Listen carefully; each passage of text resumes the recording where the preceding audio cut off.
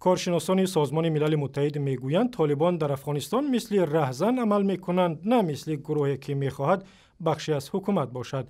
گروه کارشناسان که روند اجرای تحریمات علیه طالبان و القاعده را نظارت میکنند در گزارش تازه گفتند که سالهای اخیر طالبان فعالیت‌های جنایی به مثل قاچاق مواد مخدر، استخراج غیرقانونی معدن، غارت و آدمربایی به خاطر خونبه‌ها را زیادتر کردند.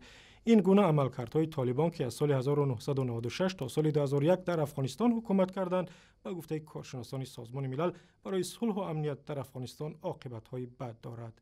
موضوع صحبت برنامه در همین باره است و با همکارم مصطفی سرور، خبرنگار رادیوی افغانستانی آزاد.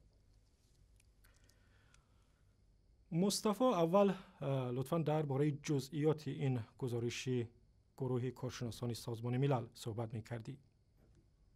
تشکر طاهر. در این گزارش آمده که طالبان بیش از اینکه یک گروه در انتظار حکومت کردن باشند، به گونه فزاینده مثل یک گروه تبهکار عمل میکنند.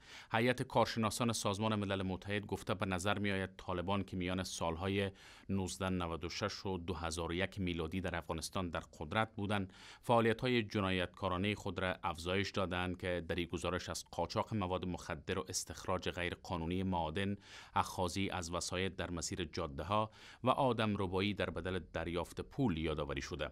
در این گزارش که به شورای امنیت سازمان ملل متحد ارائه شده، کارشناسان گفتند که این روند جدید پیامدهای واقعی برای صلح و امنیت در افغانستان در پی دارد، چون اعضای طالبان را ترغیب میکنه تا از راه به دست آوردن بزرگترین مزایای مالی با هر گونه فرایند معنادار مصالحه با دولت جدید افغانستان مخالفت کنند.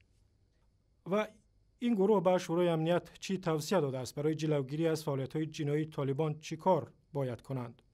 کارشناسان از شورای امنیت سازمان ملل متحد مصرانه خواستند تا استفاده از تحریم‌ها را به هدف مختل ساختن دخالت طالبان در فعالیت‌هایی که جنایتکارانه خوانده شده شدت بخشه.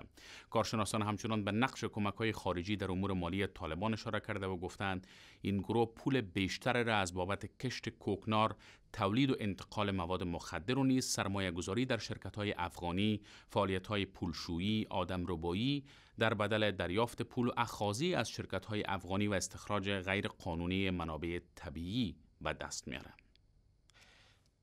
تشکر. مصطفی سرور، همکارم از رادیوی افغانستانی آزاد، با ما صحبت میکرد.